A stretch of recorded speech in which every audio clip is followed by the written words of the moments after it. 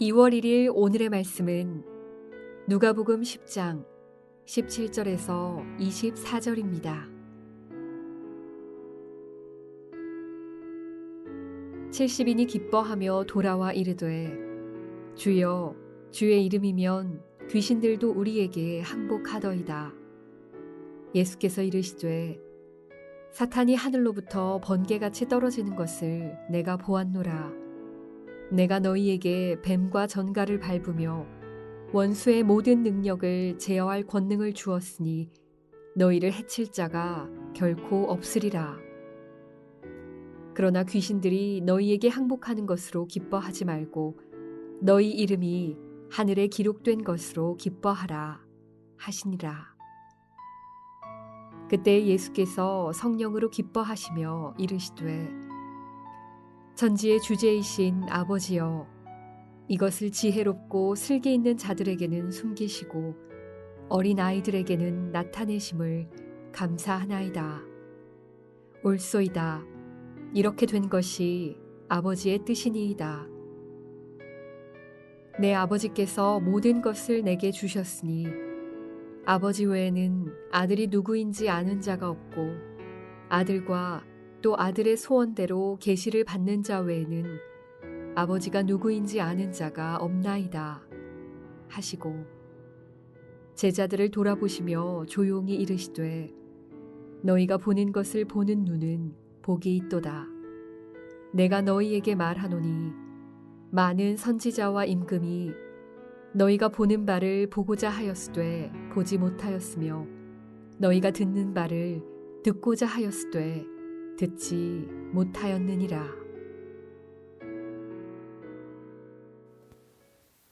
안녕하세요. 오늘 말씀은 누가복음 10장 17절부터 24절 기쁨에 관한 말씀입니다. 오늘은 본문을 읽고서 저 스스로에게 질문을 던져보았습니다. 최근 들어 기쁨을 느껴본 적이 있는가? 라고요. 당황스럽게도 딱히 떠오르는 게 없었습니다. 요즘은 코비드 때문일 거야 라고 핑계를 대보지만 아시겠지만 그게 타당한 이유는 아닙니다. 오늘 본문을 통해서 그 원인을 찾을 수 있지 않을까 합니다. 오늘 본문은 어제 본문에 이어서 십자가 때가 이제 다가옴에 따라 예수님께서 이제 제자 훈련을 하시는 모습입니다. 70인 제자들을 둘씩 짝지어서 마을로 보내시고 이제 오늘 본문에서는 그 제자들이 돌아와서 마귀의 능력을 제한 권능을 주심으로써 제자들이 주님의 이름으로 귀신들을 항복시켰던 경험을 돌아와서 예수님께 보고하는 장면입니다. 여기에 본문에서 볼 수 있는 것은 크게 세 가지 기쁨에 관한 말씀입니다. 제자들이 주님의 능력을 경험하면서 얻는 기쁨이고요. 둘째는 예수님께서 제자들에게 진정으로 기뻐해야 할 것이 무엇인지를 알려주시고, 셋째는 예수님 당신께서는 무엇을 기뻐하시는지를 보여주십니다. 첫 번째, 제자들이 기뻐하는 이유는 17절에 나옵니다. 전도 여행 중 주님의 능력으로 그리고 주님의 능력을 통해 그리고 자신들을 통해 발휘되는 모습에서 그것을 경험하고서 기쁨으로 가득 차 있었습니다. 우리들에게서도 볼 수 있는 또는 간혹 또는 자주 볼 수 있는 장면인데요. 주님의 말씀에 영혼들이 예수님을 영접한다든지 중보기도를 통해 교회 안에서 응답을 받으면서 이런 비슷한 경험을 하게 됩니다. 이건 당연히 누릴 수 있는 기쁨에 틀림없습니다만 예수님께서는 그 기쁨 가운데서도 잊지 말아야 할 가장 큰 기쁨이 있음을 알려주십니다. 바로 우리 이름이 하늘에 기록된 것이라고 말씀하십니다. 내 이름이 하늘에 기록된 것이라 하니 떠오르는 장면이 있었습니다.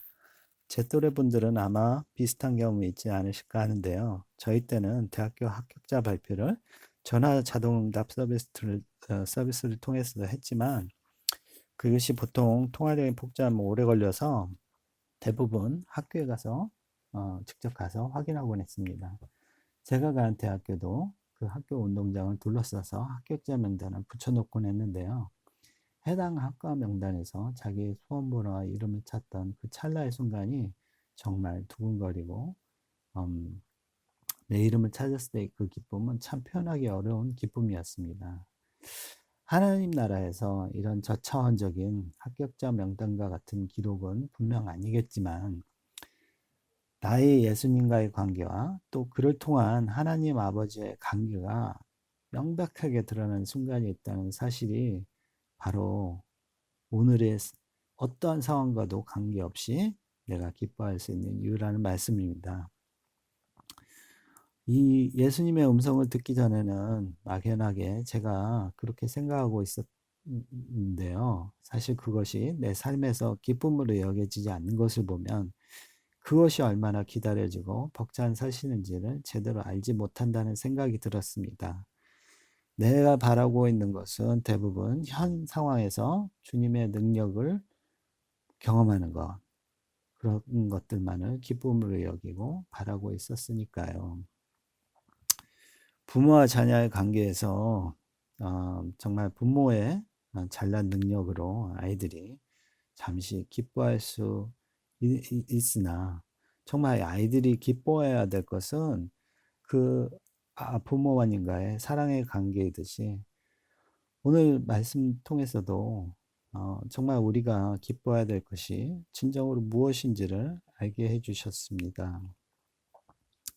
그리고 세 번째로 21절을 통해서 예수님이 기뻐하시는 모습을 보게 되는데요.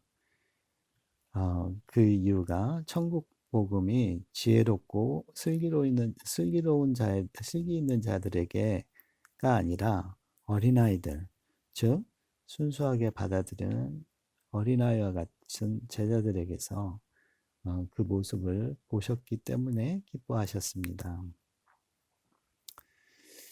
예수님을 통해 알려진 천국 복음이 나에게는 정말로 삶의 기쁨이 될 수 있을 때 예수님도 그런 저의 모습을 보시고 기뻐하실 거라는 말씀입니다.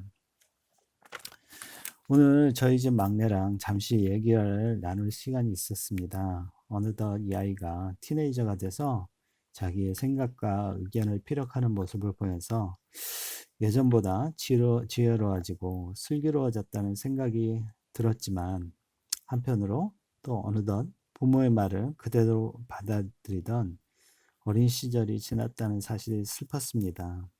그러면서 예수님의 이 본문 말씀이 더 다가왔습니다.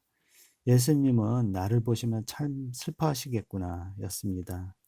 이런저런 나의 생각으로 예수님의 말씀을 거부하고 미루고 있다는 생각이 들었습니다.